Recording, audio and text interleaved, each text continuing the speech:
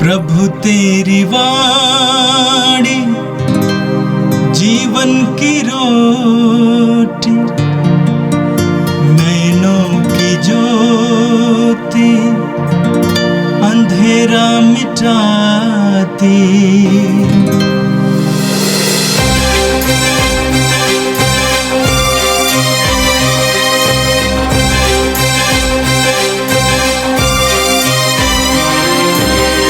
प्रभु तेरी वाणी जीवन की रोटी, नैनों की ज्योति अंधेरा मिटाती। प्रभु तेरी वाणी जीवन की रोटी, नैनों की ज्योति अंधेरा मिटाती। वाणी वाणी वाणी वाणी वाणी पवित्र है, शाश्वत है, जीवन का मन्ना है। 30 मार्च मंगलवार। पहला पाठ नबी इसायास का ग्रंथ, अध्याय 49, पद संज्ञा 1 से 6 तक। दूरवर्ती द्वीप मेरी बात सुनो, हे दूर के राष्ट्रों कान लगाकर सुनो। प्रभु ने मुझे जन्म से पहले ही बुलाया, मैं माता के गर्भ में ही था जब उसने मेरा नाम लिया। उसने मेरी वाणी को अपना तलवार बना दिया और मुझे अपने हाथ की छाया में छिपा लिया। उसने मुझे एक नुकीला तीर बना दिया और मुझे अपने तरकश में रख दिया। उसने मुझसे कहा, तुम मेरे सेवक हो, मैं तुम में अपनी महिमा प्रकट करूँगा। इस प्रकार प्रभु ने मेरा सम्मान किया, मेरा ईश्वर ही मेरा बल है। मैं कहता था, मैंने बेकार ही काम किया है, मैंने व्यर्थ ही अपनी शक्ति खर्च की है। प्रभु ही मेरा न्याय करेगा, मेरा पुरस्कार उसी के हाथ में है। परंतु जिसने मुझे माता के गर्भ से ही अपना सेवक बना लिया है, ताकि मैं याकूब को उसके पास ले चलूं और उसके लिए इस्राएल को इकट्ठा कर लूं। वही प्रभु ये कहता है, याकूब के वंशों का उद्धार करने और इस्राएल के बचे हुए लोगों को वापस ले आने के लिए ही तुम मेरा सेवक नहीं बना। मैं तुम्हें राष्ट्रों की ज्योति बना दूंगा, जिससे मेरा मुक्ति विधान पृथ्वी के सीमांतों तक फैल जाए। यह प्रभु की वाणी है। संत योहन के अनुसार प्रभु यीशु का पवित्र सुसमाचार, अध्याय 13, पद संख्याएं 21 से 33 और 36 से 38 तक।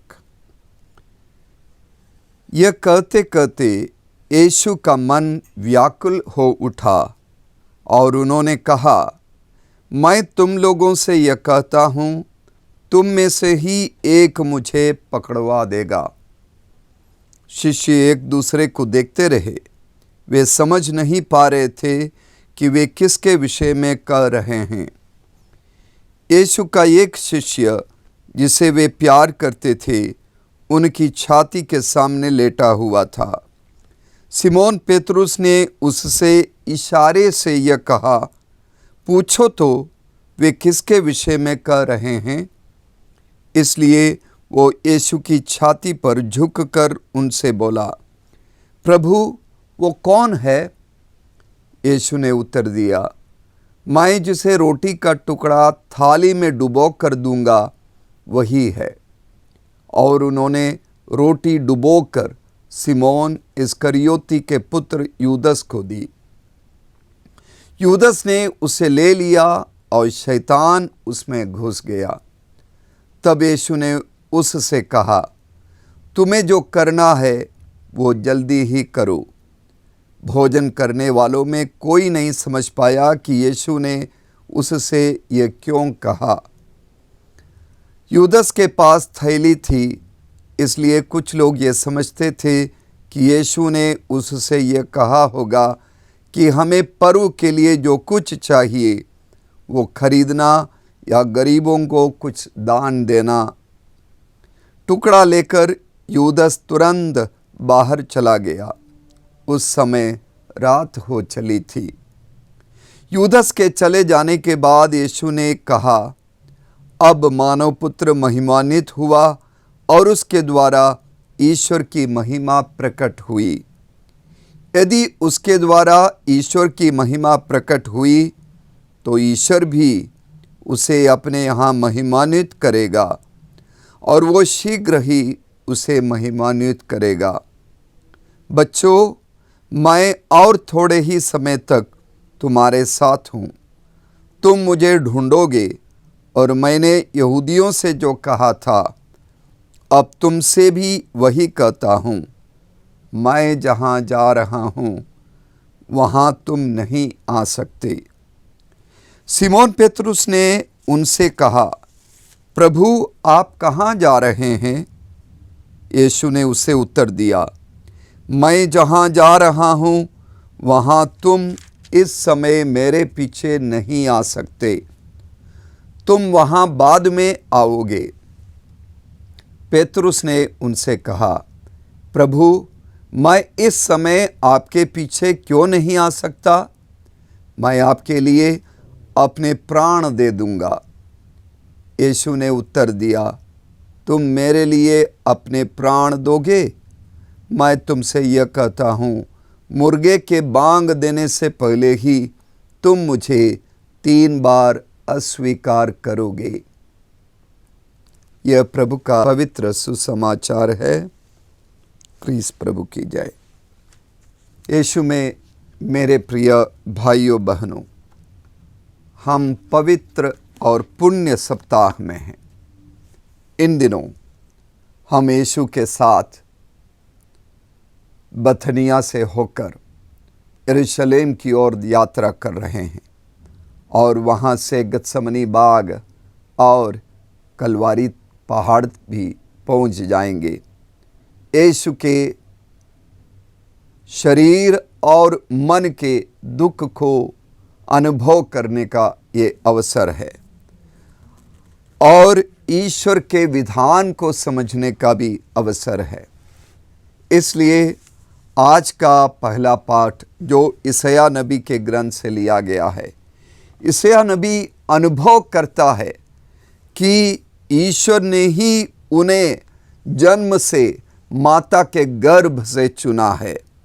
ईश्वर ने एक विशेष कार्य के लिए यशायाह नबी को चुना है, ईश्वर की वाणी को जन जन तक पहुंचाने के लिए, ईश्वर की योजना को लोगों को बताने के लिए, ईश्वर के प्रेम को लोगों के साथ साझा करने के लिए यशायाह नबी को ईश्वर ने चुना है।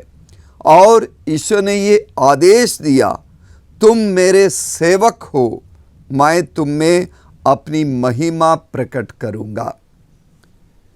मेरे प्रिय भाइयों बहनों, हम में से हर एक विश्वासी ईश्वर भक्त ये बुलाए गए हैं, ईश्वर के सेवक के रूप में हम चुने गए हैं। हम में से हर एक ईश्वर की वचन की सेवा के लिए बुलाया गया है। हम में से हर एक ईश्वर के प्रेम को दूसरों के साथ साझा करने के लिए बुलाया गया है। आज के पाठ में हम सुनते हैं, ईश्वर ने यशायाह नबी से कहा, याकूब के वंशों का उद्धार करने तथा इस्राएल के बचे हुए लोगों को वापस ले आने के लिए ही तुम मेरे सेवक नहीं बने।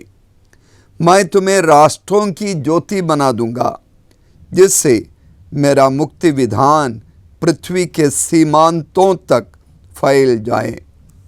हाँ प्यारे भाइयों बहनों, नबी यशायाह की तरह हम भी चुने गए हैं अपनी बातों को, प्रभु के बातों को अपने परिवार या समुदायों तक सीमित रखने के लिए नहीं, लेकिन सबको प्रभावित करने के लिए, सबको वो संदेश देने के लिए हम बुलाए गए, राष्ट्रों की ज्योति बनने के लिए हम बुलाए गए हैं। कहने का तात्पर्य, हमें ईश्वर का संदेश किसी प्रांत, किसी भाषा, किसी जाति, किसी समुदाय विशेष के तक सीमित नहीं रखना है। आज के पवित्र सुसमाचार में हम यीशु और उनके शिष्यों के आखिरी ब्यालू अंतिम भोजन के दौरान की बातों को सुनते हैं। प्रभु यीशु अत्यंत दुख और गहरी पीड़ा में उलझन सा महसूस करते हैं और वे प्राण पीड़ा का अनुभव करते हैं। उस अंतिम भोजन के दौरान यीशु की आवाज़ में एक घबराहट है, उनकी आंखों में आंसू है और शिष्यों के मन में भी कुछ शक है, कुछ शंका है, क्योंकि प्रभु अपनी मृत्यु के बारे में उन्हें सुना रहे हैं। बिल्कुल स्पष्ट शब्दों में नहीं, प्रतीकात्मक शब्दों में, जैसे जहाँ मैं जा रहा हूँ वहाँ तुम नहीं आ सकते, आदि आदि बातें कहते हैं। लेकिन इस बीच में अचानक यीशु उनसे कहते हैं कि मैं तुम लोगों से कहता हूँ, तुम लोगों में से ही एक मुझे पकड़वा देगा। इस कथन से सारे शिष्य घबरा गए और ये एक सच्चाई है यीशु के जीवन में, और हम ईश्वर के भक्तों के जीवन में भी हमारे आध्यात्मिक यात्रा की यह एक सच्चाई है कि यूदस इस्करियोती की तरह प्रेम के मार्ग से, ईश्वर भक्ति के मार्ग से भटक जाने का और अपने प्रभु के साथ विश्वासघात करने का प्रलोभन हमारे जीवन में बार बार आता है। और इसलिए ज़रूरी है कि हम इन बातों से सचेत रहें। आज के पाठांश में 3 शिष्यों के बारे में हम सुनते हैं। 3 तरह के व्यक्तित्व, 3 तरह की सोच, 3 तरह की कार्यशैली। पहला है यूहन्ना, यीशु का वो प्रियतम शिष्य जो यीशु के सीने पर शरण लेता है और यीशु के हृदय में वो स्थान पाता है और अपने हृदय में वो यीशु के साथ एक अंतरंग संबंध बना लेता है। दूसरा है पेत्रुस, यीशु का वो प्रिय शिष्य जो शिष्यत्व के मार्ग पर बार बार डगमगा जाता है।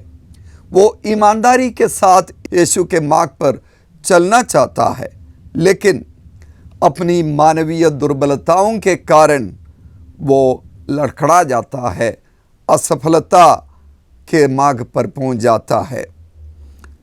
तीसरा है यूदस, यीशु को पकड़वाने वाला, छल कपट से यीशु के साथ विश्वासघात करने वाला, क्योंकि अंधकार की शक्तियां उसे घेर लेती है और पाप की शक्ति के सम्मुख वो अपना आत्मसमर्पण कर देता है, अपने आप को शैतान के हवाले कर देता है। हमारा क्रिस्तीय जीवन यात्रा भी, हमारी आध्यात्मिक यात्रा भी इन तीनों पड़ावों से गुजर जाता है। हम उस यीशु के उस प्रियतम शिष्य यूहन्ना की तरह बने, जब हम समझते हैं, हम अनुभव करते हैं कि प्रभु पर पूर्ण रूप से निर्भर रहने पर, उसके शक्ति से, उसकी कृपा से ही हमारा जीवन संभव है, उसके बिना हमारा जीवन संभव नहीं। और इसीलिए जब हम प्रभु के नज़दीक आते हैं, उनके दिल में अपने को रखते हैं और अपने दिल में प्रभु को प्रतिष्ठित करते हैं, तो हम यूहन्ना की तरह यीशु का प्रियतम शिष्य बन जाते हैं। हम पेतरुस की तरह डगमगाने वाला शिष्य भी बन सकते हैं यदि हम सचेत नहीं है तो। जब हम अपनी ताकत पर, अपने मानवीय बल और गुणों पर, अपनी खूबियों, अपनी प्रतिभाओं पर ही विश्वास करते हैं और यीशु से, यीशु की कृपा से हमारी दृष्टि हट जाती है, हमारा फोकस पॉइंट हट जाता है, तो हम डगमगाने वाला शिष्य बन सकते हैं। क्या मैं प्रभु के प्रेम में प्रतिदिन बढ़ रहा हूँ, प्रगति कर रहा हूँ? क्या उस पर निर्भर रहने की ज़रूरत को समझकर उसका प्रियतम शिष्य बनने के लिए मैं प्रयास कर रहा हूँ? क्या मैं स्वयं के बल पर और अनिश्चितता, अनुशासनहीनता के दलदल में फंसकर डगमगाने वाला शिष्य बन रहा हूँ? क्या मैं आध्यात्मिक अंधकार में डूबकर विश्वासघाती शिष्य बन रहा हूँ? मेरे प्रिय भाइयों बहनों, आज का सुसमाचार हमें पवित्र यूकरिस्ट को पूरी तरह तैयारी के साथ स्वीकार करने की सीख भी देता है।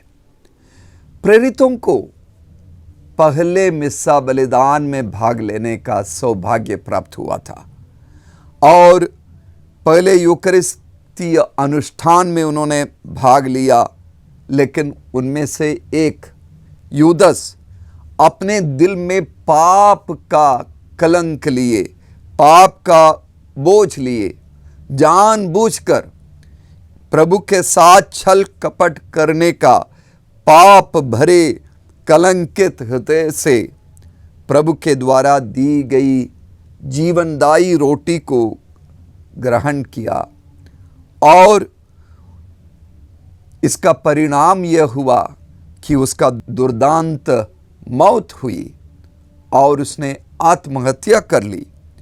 जीवनदायी रोटी उसके लिए मृत्युदायी रोटी बन गई। पवित्र यूकरिस्ट को ग्रहण करने के लिए हम उचित रूप से अपने आप को तैयारी करें, अपने आप को तैयार करें।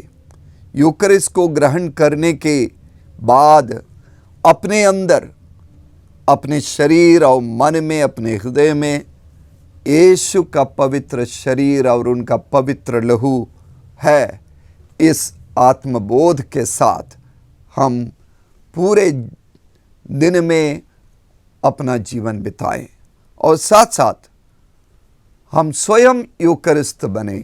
ज़रूरतमंदों के लिए पवित्र यूकरिस्ट स्वयं बनकर दूसरों की सेवा में, गरीबों की सेवा में, बीमारों की सेवा में, ज़रूरतमंदों की सेवा में अपने आप को पूर्ण रूप से रोटी के तरह अपने को तोड़ कर समर्पित करें, तब हम सचमुच में स्वयं यूकरिस्ट बनते हैं, यूकरिस्ट को ग्रहण करने के लाभार्थी बन जाते हैं। आज हम, मेरे प्रिय भाइयों बहनों, ऐसे दौर से गुजर रहे हैं जब हमें खुलकर घोषित करने की ज़रूरत है कि हम यीशु के शिष्य हैं, हम यीशु के सेवक हैं, हम यीशु के भक्त हैं, हम यीशु के साथ हैं। दुनिया की कोई भी अधर्मी ताकत हमें क्रिस्तीय धर्म और क्रिस्तीय विश्वास के मार्ग से डिगा ना पाए और विश्वास के मार्ग पर आगे बढ़ने की शक्ति पवित्र यूकरिस्ट, यीशु का प्रेम हमें बराबर देता रहे। आइए हम प्रार्थना करें। सर्वशक्तिमान प्रेमी पिता ईश्वर, हम धन्यवाद देते हैं हमारे प्यारे प्रभु यीशु के लिए और यीशु के जीवन बलिदान के लिए और उस यीशु के लिए जो अपने वचन के द्वारा, पवित्र यूकरिस्ट के द्वारा हमारे साथ हमेशा जीवित रहते हैं और हमें मार्ग देता है। प्रभु, हम तुझसे प्रार्थना करते हैं, हम प्रेम के मार्ग पर आगे बढ़े। जो भी प्रलोभन आता है, उन सारे अंधकार की शक्तियों को, उनका सामना करने की शक्ति हमें प्रदान कर। रोज की रोटी कार्यक्रम को देखने वाले, सुनने वाले सभी लोगों पर तेरी कृपा बनी रहे। इस पवित्र सप्ताह में यीशु के साथ यात्रा करते हुए यीशु के दुख भोग का अनुभव करते हुए हम मुक्ति के मार्ग पर आगे बढ़े और प्रेम के मार्ग पर आगे बढ़े और मुक्ति के मंजिल तक पहुंच सके, ये प्रार्थना करते हैं क्रिस हमारे प्रभु के द्वारा। आमीन। प्रभु तेरी वाणी जीवन की रोटी, नैनों की ज्योति अंधेरा मिटाती। वाणी वाणी वाणी वाणी वाणी पवित्र है, शाश्वत है, जीवन का मन्ना है।